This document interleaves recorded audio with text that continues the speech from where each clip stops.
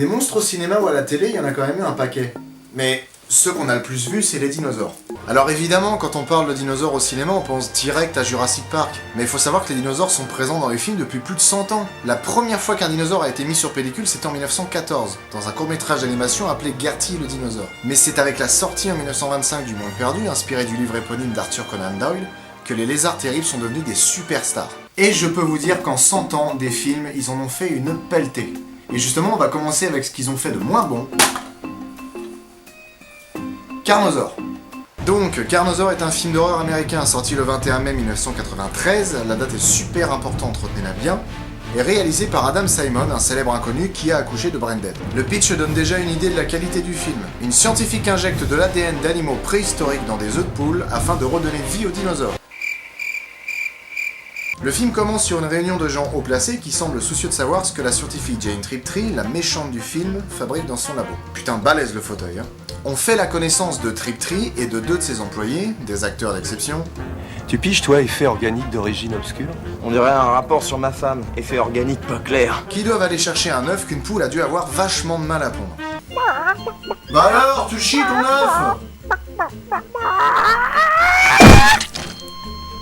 Un vélociraptor sort de l'œuf, griffe un mec et s'enfuit en faisant un doigt à la caméra de surveillance qui l'a filmé. Un peu plus tard, un livreur de poules qui venait justement du poulailler s'arrête sur le bord de la route parce qu'une de ses poules a chopé une vilaine gastro et se fait lamentablement bouffer par le raptor qui s'était caché dans sa camionnette quelques minutes plus tôt. Et que je vais maintenant appeler le clandestin en latex. On fait ensuite la connaissance de Doc, celui qu'on pourrait appeler le héros du film, qui travaille comme gardien de nuit sur un chantier et qui se tape une bonne grosse cuite devant un documentaire sur les lobotomies. Divise les jambes sur la cervelle qui va... Oh putain! Ce type est une montagne de charisme. Il va rencontrer Anne, qui se trouve être une militante écolo qui aime jouer à 50 nuances degrés attachée à un tractopelle, et qui va lui apprendre que le site sur lequel ils font les travaux s'appelle la route des dinosaures et qu'il devrait être protégé. La route des dinosaures. Est-ce que ça pourrait pas donner lieu à un twist un peu plus loin dans le film? Dans le même temps, le sosie de Danny Glover et le médecin légiste du coin trouvent le corps du livreur de poules et concluent à l'attaque d'un puma. Non, mais l'animal. Voilà. Et le lendemain, un petit groupe de jeunes se fait boulotter par Kermit la grenouille qui se permet de s'affirmer en poussant un bon cri bien viril. C'est sûr qu'à côté, les vélociraptors de Jurassic Park, ils peuvent aller se remplumer. Plus tard, le père de la jeune fille qu'on voit se faire chatouiller par Kermit va voir Jane Triptree, qui n'est autre que son employeur, et lui dit qu'il la tient pour responsable de la mort de sa fille. Triptree est compatissante et lui annonce que sa fille n'est pas morte et qu'elle l'attend dans une des salles du labo. Rassurez-vous, elle ira bien. Ici. Elle est vivante et elle est ici. Mais en fait, c'est un piège. En réalité, elle l'a mené tout droit dans une pièce où se trouve un tyrannosaure. Et là, je sais ce que vous vous dites. Vous vous dites... Oh mon dieu, j'espère que le T-Rex est pas aussi mal fait que le Raptor. Eh ben non, bande d'ahuris. Il est vachement mieux foutu. Non, je déconne, il est dégueulasse. Après que le T-Rex ait bouffé le mec dans une scène qui ferait passer la mort de Marion Cotillard dans Batman pour une réussite, ok, j'avoue, c'est facile. Mais ça fait toujours rigoler. Mais j'adore Marion Cotillard, hein. Et Batman aussi. Et les crêpes. J'adore les crêpes. Le clandestin en latex se fait un buffet froid d'écolo sous les yeux d'Anne qui reste impuissante et terrifiée. Ou surjoue à mort. Je sais pas trop. Doc sauve Anne des griffes du clandestin en latex. J'adore la manière qu'il a de s'enfuir. Je verrais bien un petit bruitage là. Et après avoir longuement joué au Cluedo, Doc établit le lien qu'il y a entre le Raptor et Triptree. Il infiltre le laboratoire de celle-ci et une fois qu'il a mis la main dessus, s'aperçoit qu'elle est complètement cinglée et qu'elle a tendance à parler philosophie de mec bourré à 2h du matin. Qu'y a-t-il eu en premier, l'œuf ou la poule? C'est l'œuf. L'œuf cosmique. Dans le même temps, le Raptor bouffe la tête de Clint Howard en tombant du plafond façon alien, pendant que le sosie de Danny Glover trouve des animatroniques de merde en cassant des œufs. Qui est Clint Howard? Je vous le dirai. Bientôt. Triptree explique à Doc qu'en plus d'avoir créé des dinosaures, elle a aussi créé un virus qui ne peut être attrapé que par les femmes et qui les transforme peu à peu en pondeuses d'œufs de dinosaures. On découvre ensuite que toutes les femmes de la ville sont touchées et que le docteur du coin cherche à les soigner. Dans le même temps, l'armée qui a été mise au courant des agissements de Triptree prépare son plan d'éradication de la menace. Le sosie de Danny Glover part à la recherche du Raptor, le trouve et lui défonce sa gueule à grands coups de fusil à pompe. Mais en fait, non. Non, en fait, il l'a juste blessé mortellement. Mais le Raptor en profite pour le tuer en lui faisant un footfucking. Je rigole pas, il lui fait vraiment un footfucking.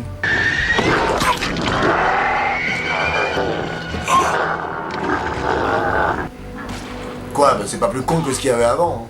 Doc prend l'antidote pour soigner Anne qui semble être atteinte elle aussi par le virus. Trip Trimmer en accouchant d'un dinosaure, et s'ensuit le passage le plus mémorable du film, le combat entre un tyrannosaure et un engin Caterpillar.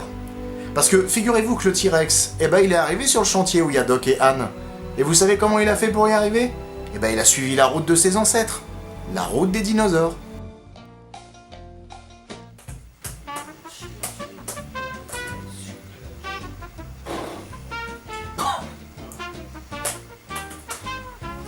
Dis-moi, comment il fait le dinosaure pour les rejoindre sur le chantier ? J'y passe par la route des dinosaures. Mais pourquoi ?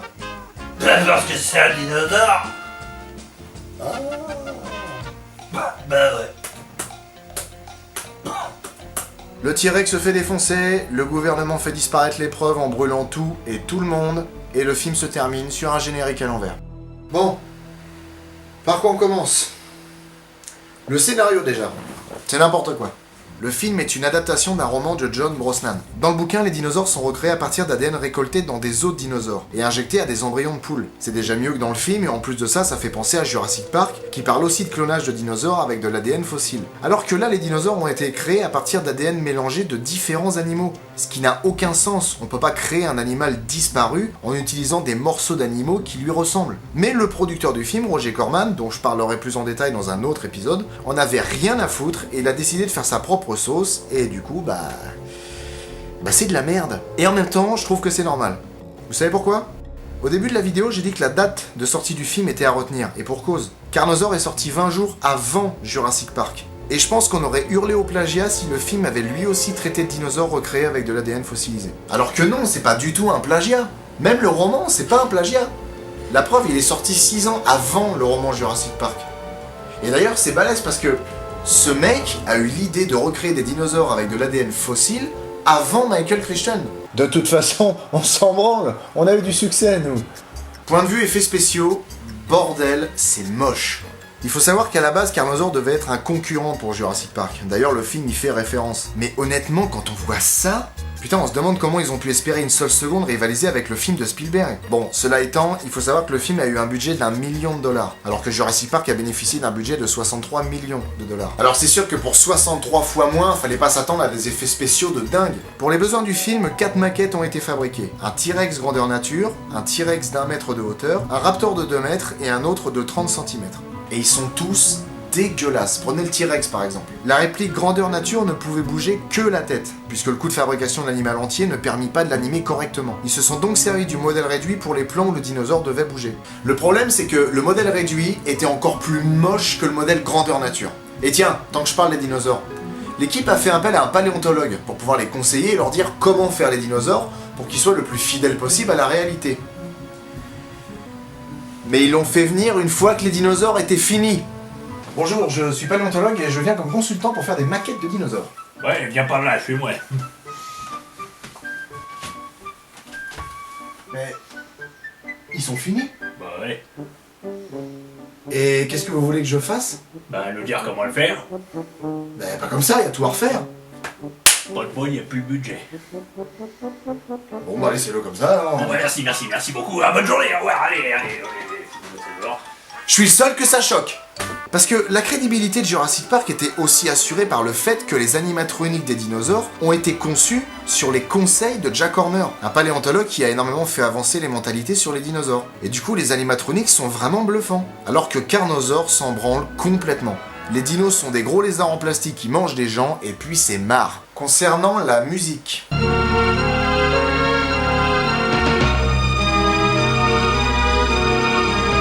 Bon bah voilà, hein, vive le synthé. Donc d'un côté on a ça. Et de l'autre on a ça. Y a pas photo.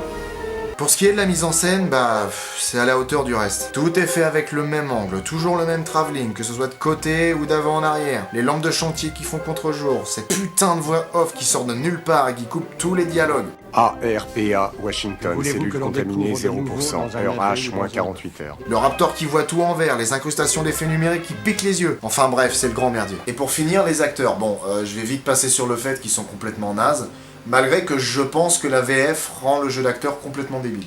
Le pire, c'est que certains des acteurs et actrices qui ont joué là-dedans ont eu une bonne carrière. Diane Lane, par exemple, qui joue Jane Triptree, elle a joué dans le film de David Lynch, Sailor et Lula, film dans lequel jouaient Nicolas Cage, Willem Dafoe et Laura Dern, qui se trouve être justement la fille de Diane Lane. Et d'ailleurs, puisqu'on en parle, pendant que Diane Lane tournait Carnosaur, sa fille Laura Dern venait de finir le tournage du film Jurassic Park, dans lequel elle tient le rôle d'Ellie Sattler. Ce qui veut dire que techniquement, la mère et la fille étaient concurrentes au cinéma. Je te raconte pas l'ambiance à la maison. Alors, tu fais quoi en ce moment? Eh ben écoute, je joue dans une production ambitieuse qui s'appelle Carnosaur. En fait, l'histoire, c'est des dinosaures recréés à partir d'ADN combiné d'animaux et injectés dans des œufs de poule qui s'échappent et tuent des gens avant d'être tués par des tractopelles. Et toi? Moi, écoute, je joue dans Jurassic Park. C'est l'histoire d'un milliardaire qui crée un parc à thème avec des dinosaures recréés à partir d'ADN fossilisé et qui s'échappent dès la première visite. Et on a un budget de 63 millions de $.